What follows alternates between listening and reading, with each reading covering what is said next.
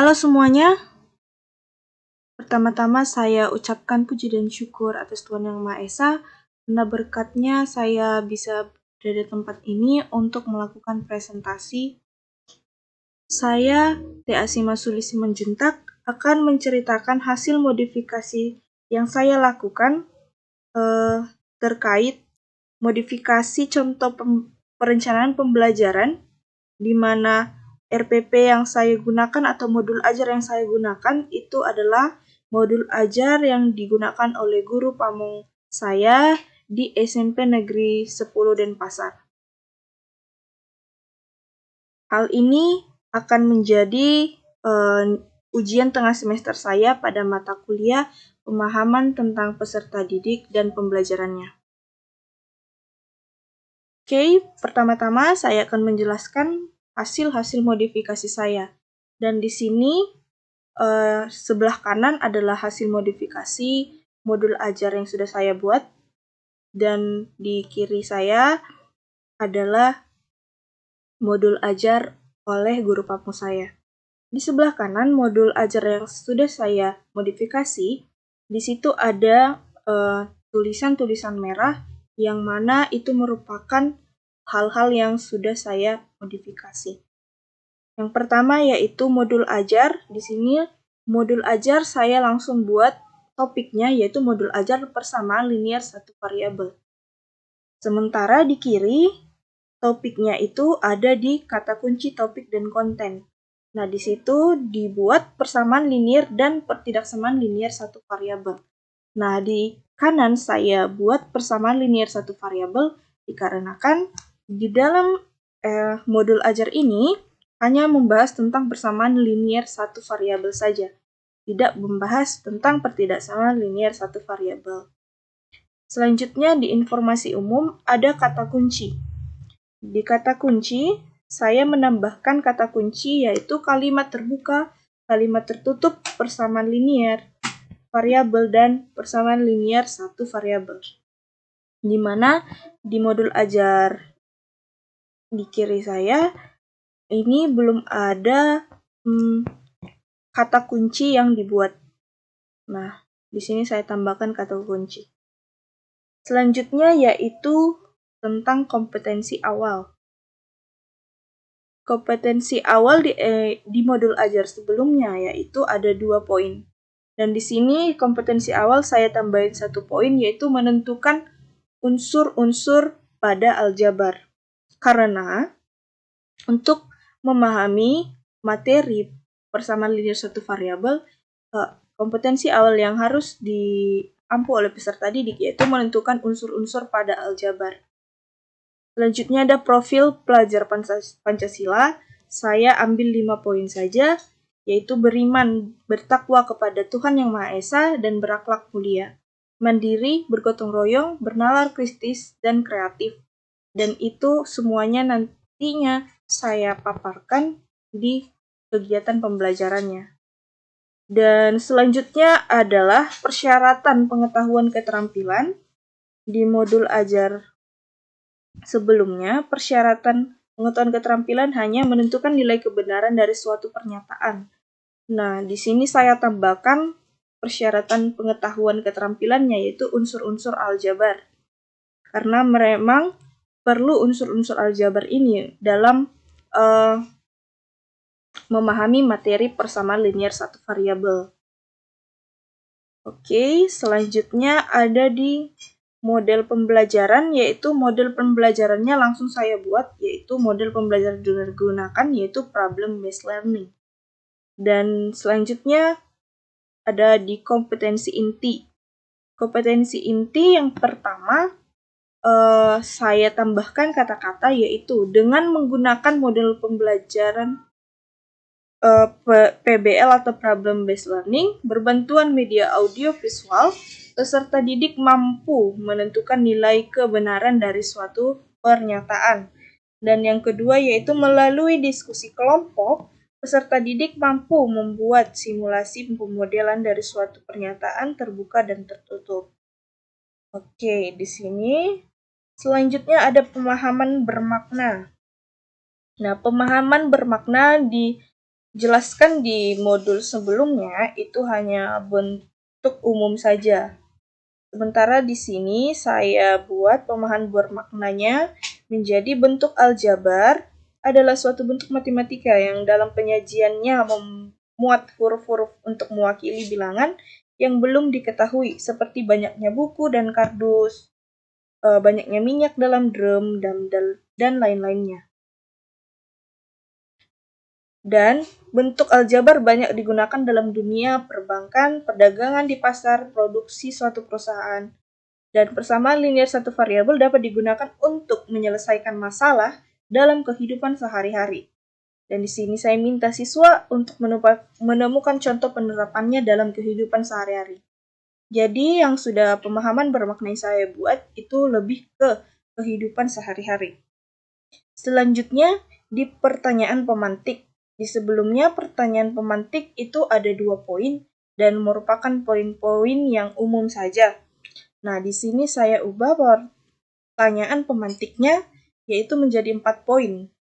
Di mana yang pertama itu saya kaitkan dengan kalimat seperti Denpasar adalah ibu kota Bali. Jadi itu dibuat ke kehidupan nyata yang berkaitan dengan lingkungan peserta didik.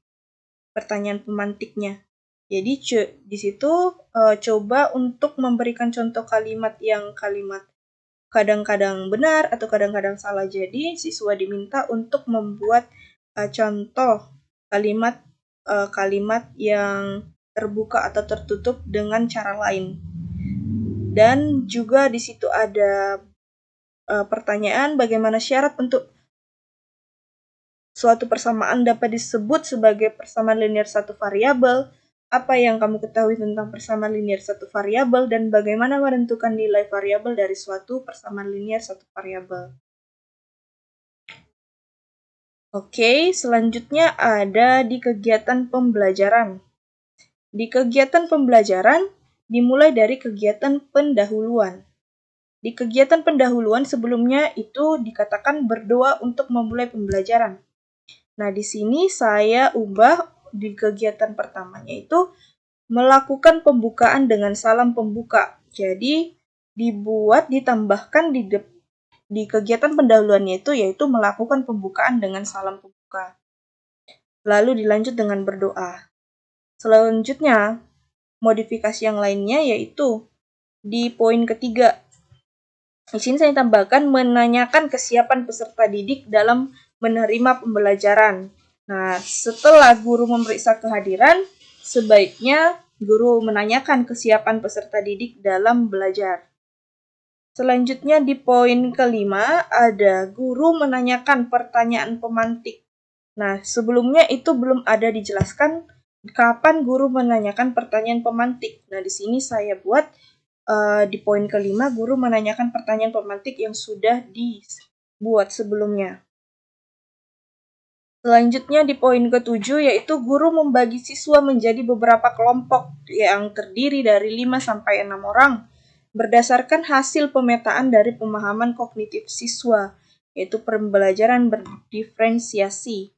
Dan sebelumnya itu belum ada dibuat bagaimana cara-cara pembagian kelompoknya. Selanjutnya saya lanjutkan pada kegiatan inti. Pada kegiatan inti saya membuat ada sebanyak 4 langkah. Di sini saya jelaskan di langkah pertama. Di sini di kegiatan inti sebelumnya belum ada dibuat langkah-langkah yang spesifik.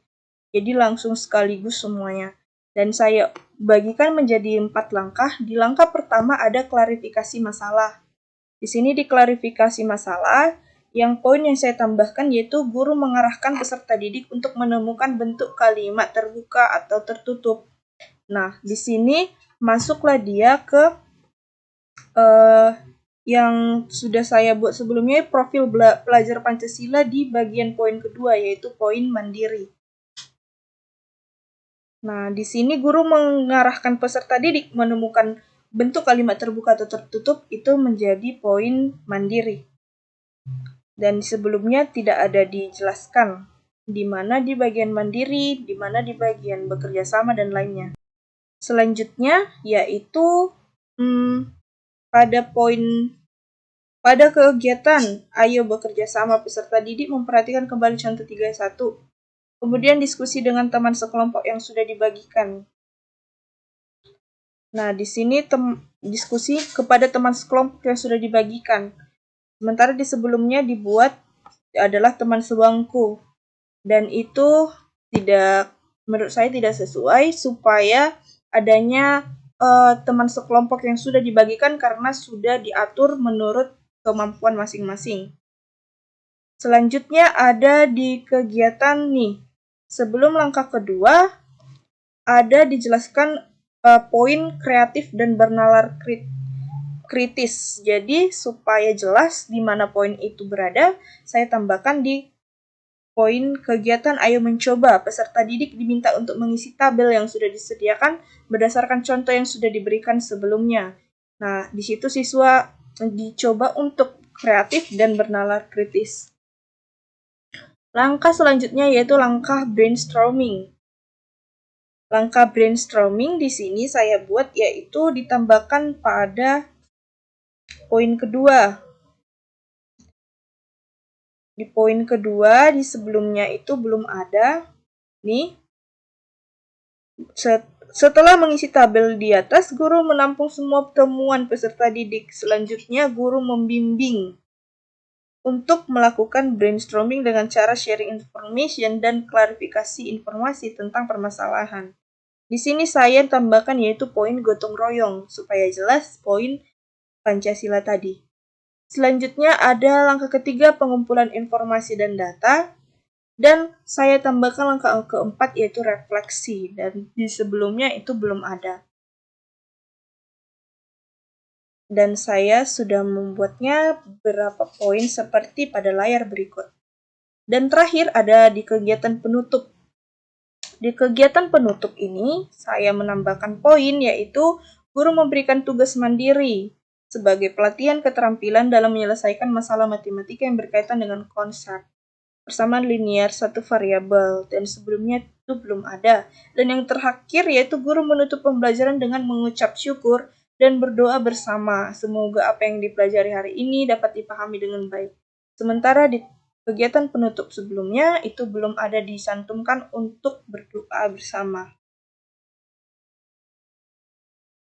Selanjutnya di lembar observasi itu saya tambahkan di kegiatan inti yaitu yang pertama di bagian menghargai pendapat orang lain.